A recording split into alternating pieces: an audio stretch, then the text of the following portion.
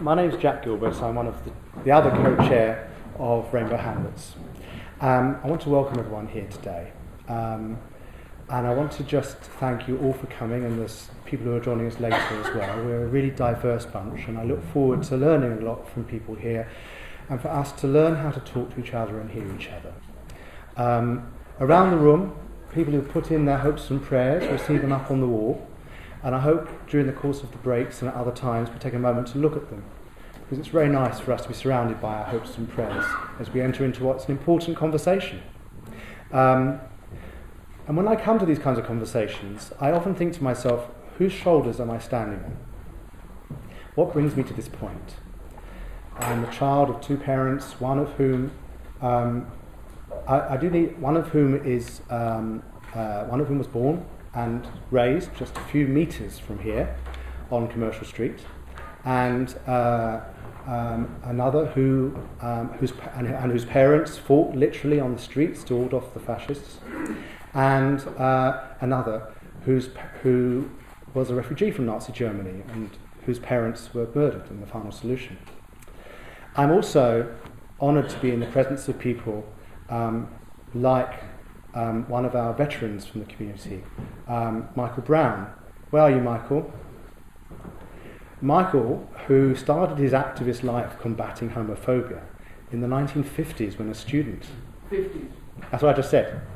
In the 1950s when a student, as he started doing his letter writing campaign, who gave, as a Jewish man, gave testimony in the inquiries of the Wolfenden Inquiry, was part of the campaign that dealt with homosexual law reform in the 1960s, was a member of the Gay Liberation Front, alongside a chap called Simon, decided that the GLF wasn't quite friendly enough to Jews, and had the first ever meeting in the world of a Jewish gay organisation, and helped to form the Jewish Age Trust in the 1980s. And anyone who wants to know a bit about the shoulders we stand on needs to spend a few minutes talking to Michael. And I'm also aware of other people in this room, and other people who aren't in this room. And all of those people contribute to where we all are here today. So when we have these discussions, we should always be aware of those where we come from and where we want to go to. Move on, please. Keep going. Next one. So, when I came out in 1985, I was running an educational conference in the old city of Jerusalem. And while some people on this platform might be meeting their future wife, Adrian, I was grappling with being gay. And I was having a conversation with my late mother and God at the Western Wall.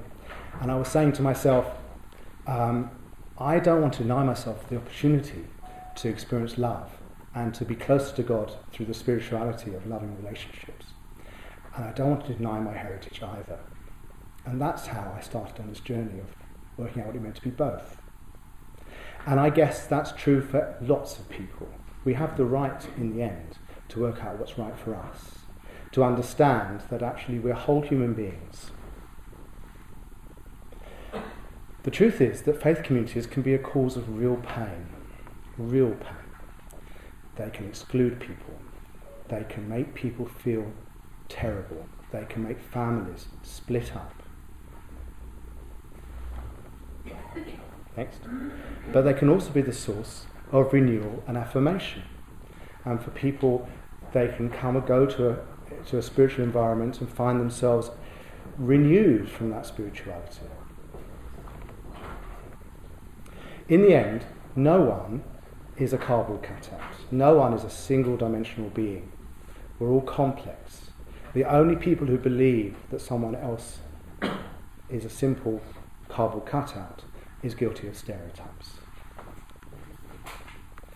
When I see a gay-free zone sticker,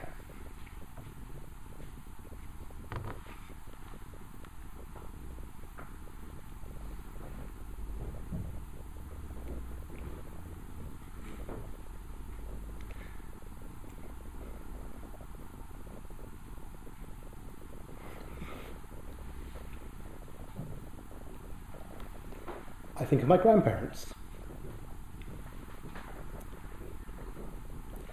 I'm gay, Jew, the son of a survivor or a refugee. So I don't just look at things in single dimensions, and nor does anybody else. We all approach things in different ways. So as a gay free zone seeker, is it any different from a Jew free zone seeker? Do I respond any differently? Of course not. How many times have I been in meetings dealing with homophobia when I want to quote Shylock in The Merchant of Venice?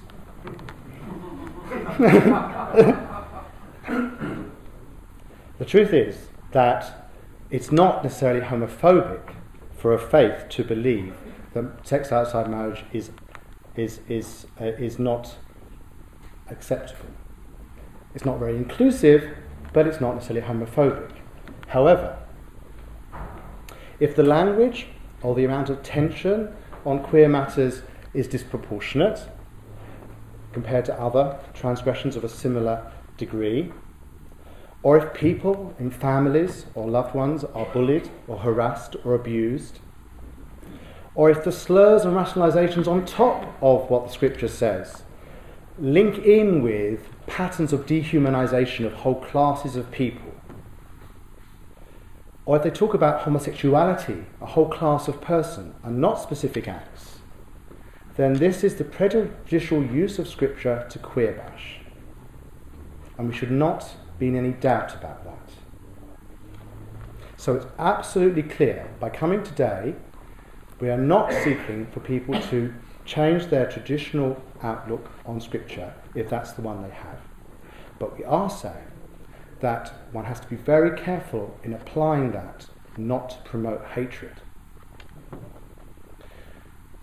The point is that almost all faiths believe in loving your neighbour. And in reality, this isn't a question of what two people should do in private. This is a question about how groups should deal with their neighbours, the people who are different from them in society. And all communities do that all the time. Today we have interfaith dialogue between all sorts of different faith groups and between other communities. There is no theological difference to include LGBT people in that discussion. If you're a person of faith, you should look at this perhaps as a way of respecting the entirety of God's creation. Being part of a civil society, civic society in Britain. And understanding that even faith-based organisations have legal obligations, particularly if they get public money. Doing unto others as you would be done by. Next. That's it? So, I guess I would say I'm twice blessed. Somebody else said that before me. If you are someone who exists in various communities, you understand what it is to learn from each other. You understand what it is to try and respect difference. You become wary of pigeonholing people. And I've learned through the work that I've done over many years that you have to allow people to learn and grow. The position that the Chief Rabbi was in 20 years ago is not the position today. But you also have to know when to speak publicly to hold people to account for homophobia, whatever the source, including faith-based homophobia. In the end, the one sure guide is to be true to oneself, to have integrity. And that, for me, is the fundamental value we need to hold in our minds in our conversations today. Thank you.